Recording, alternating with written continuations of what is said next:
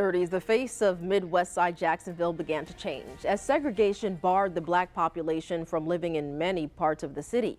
Durkeeville became the home of black doctors, lawyers, educators, and business people. And along Myrtle Avenue by 1948, it became the home of Skinner's Florist.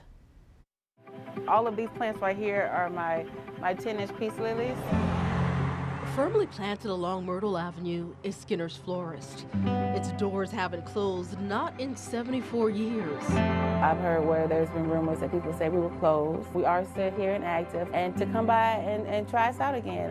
You know, even though Fred Callahan is gone, his spirit is here. His photo neatly placed for viewing in a tight space that consumed Fred Callahan's life.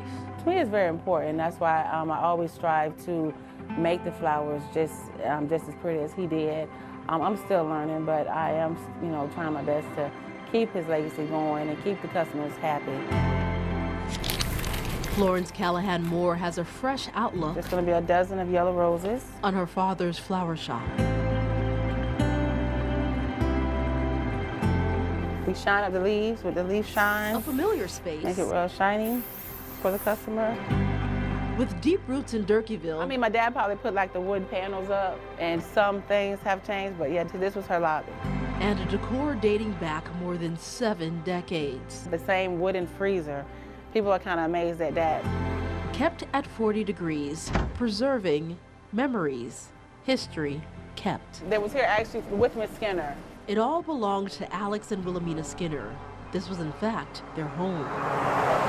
On the other side of this green building, it was her home. Wilhelmina would end up handing over her pruning shears to her godson, a Marine who proudly served his country, though his allegiance was not rewarded in return. Once my dad came home from the Marines, she didn't want him to go astray.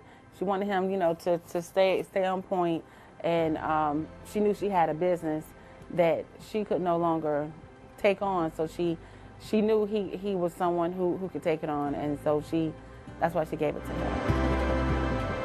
For 48 years, Callahan would show his gratitude, pouring into Skinner's until he could do no more.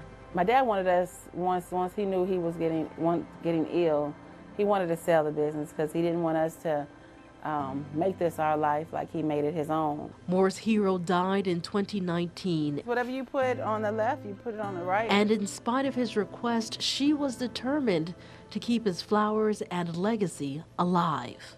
I guess he was just like, I'll sell it and then y'all can at least, get the monies off of it.